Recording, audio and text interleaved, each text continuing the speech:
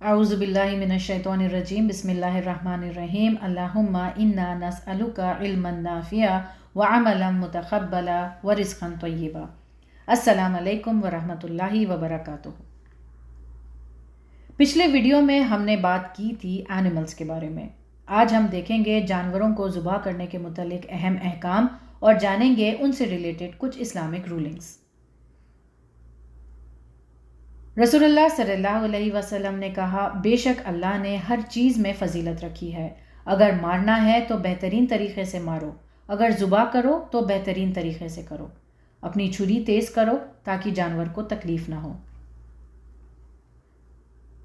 ظلم نہیں ہے حلال جانور مارنا اور کھانا۔ بعض جانوروں کو اس شرط کے تحت کھایا جا سکتا ہے کہ انہیں مخصوص طریقے سے ذبح کیا گیا ہو۔ حلال چیز کا استعمال بھی ہمیں بتایا گیا ہے۔ ذبیحہ کے کچھ شرائط ہیں۔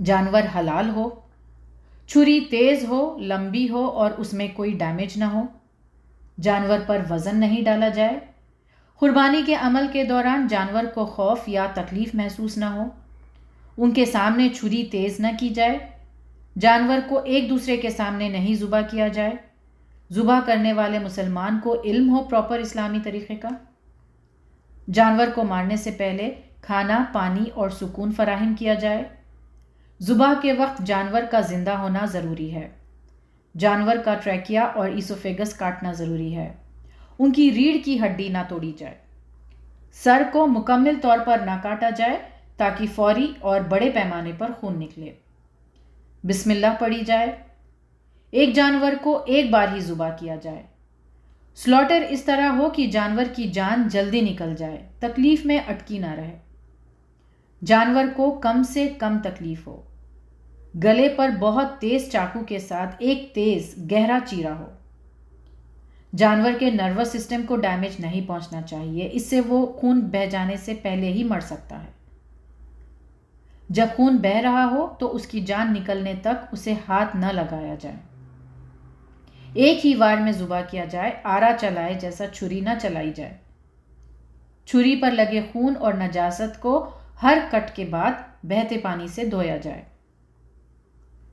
ہر جانور کو ذبح کرتے وقت اللہ کا نام لینا ضروری ہے، یہودی کی طرح نہ ہو جو پہلے اور آخری جانور پر ہی اللہ کا نام لیتے ہیں۔ مشرک کے ہاتھوں ذبح کیا گیا جانور حلال نہیں ہوگا۔ یہودی یا کرسچنز کا ذبح کیا گوشت تب ہی کھا سکتے ہیں اگر اس پر اللہ کا نام لیا گیا ہو اور ذبح کرنے کے لیے اسلامی طریقے فالو کیے گئے ہوں۔ یہ بات ہمیں سورہ مائدہ کی آیت نمبر 5 سے پتہ چلتی ہے۔ اگر جانور گلا دبنے سے، الیکٹرک شاک سے یا پانی میں ڈوبنے سے، سر پر مارے جانے سے مر جائے تو وہ حلال نہیں ہوگا۔ بلا ضرورت تفریح کے لیے جانوروں کا قتل کرنا جائز نہیں ہے، کھیل کود کے لیے شکار کرنا ممنوع ہے، مسلمان صرف خوراک کی ضرورت کے تحت شکار کر سکتے ہیں۔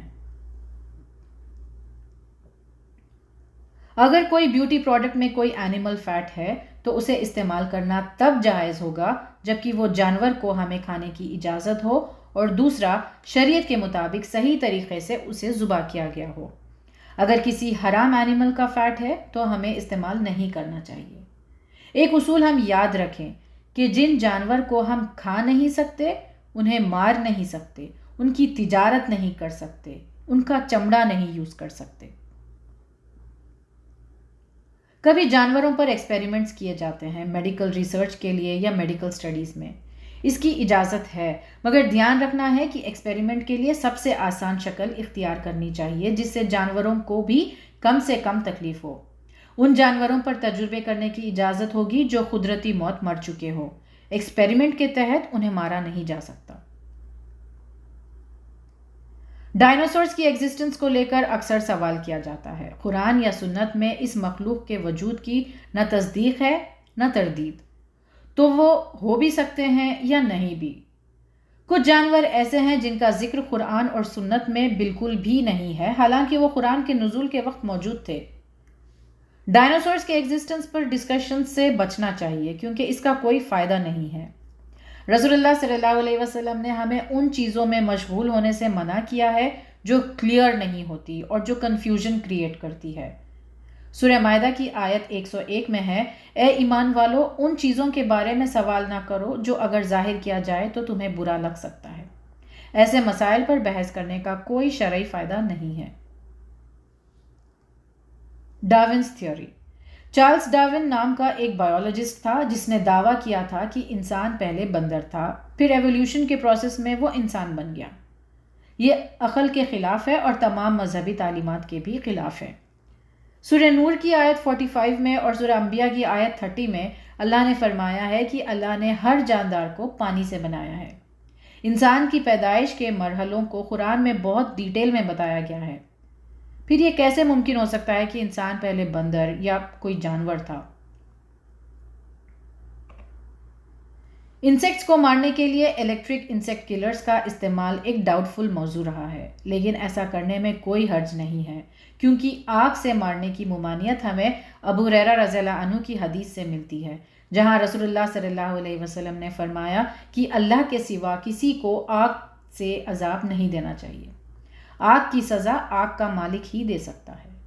اسکالرز انسیکٹ کلرز یا انسیکٹیسائڈز کا استعمال کرنے کی اجازت دیتے ہیں کیونکہ ان انسیکٹ سے ہونے والے نقصان کا زیادہ اندیشہ ہوتا ہے، جیسے ڈینگی، ملیریا وغیرہ۔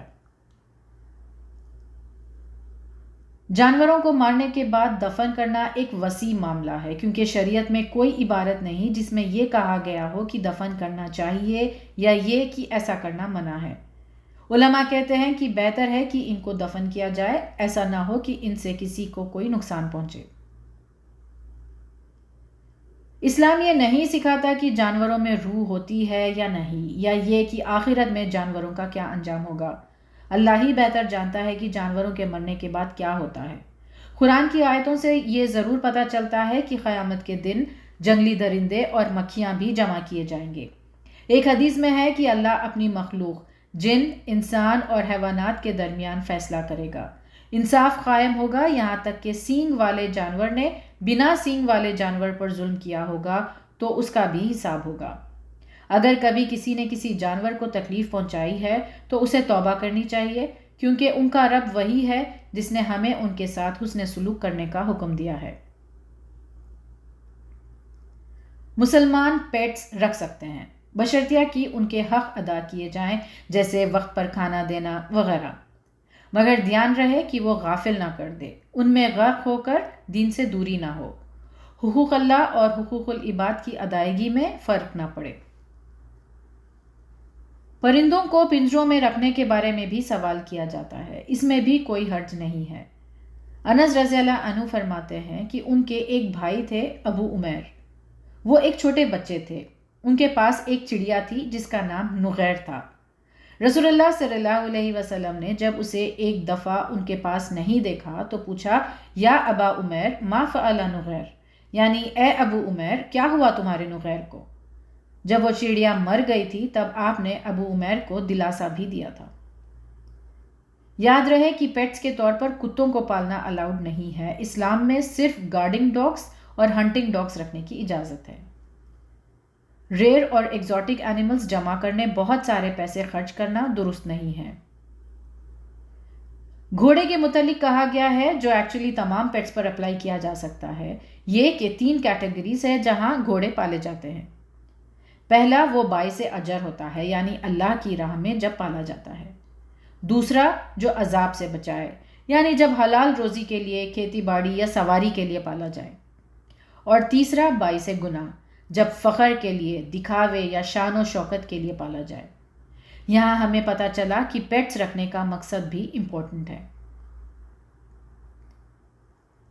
کسی بھی جانور کے آرگنز کاٹنا، انہیں نقصان پہنچانا، معذور کرنا، زخمی کرنا، ان کا غلط استعمال کرنا، جانوروں کو مارنے سے پہلے ہیمسٹرنگ کرنا یا سولی پر چڑھانا، انہیں جلانا سختی سے منع ہے۔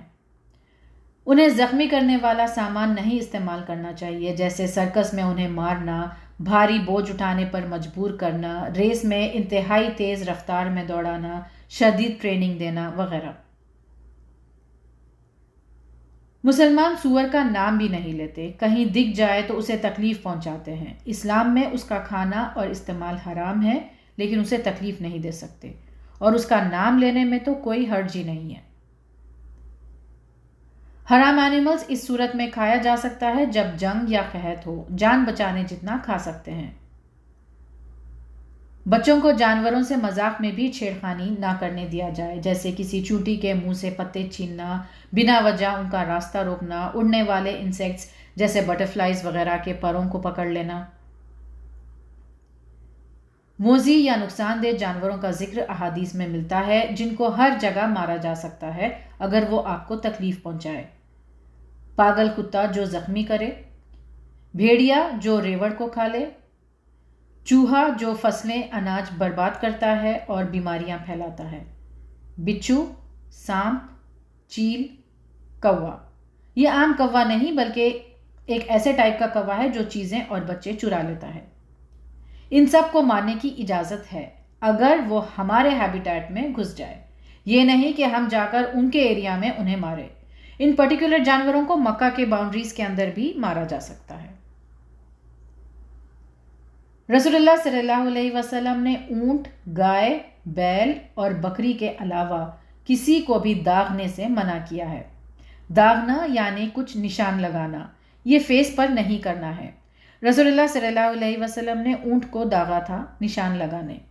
جب آپ صلی اللہ علیہ وسلم نے گدھے کے چہرے پر داغ کا نشان دیکھا تو لعنت کی۔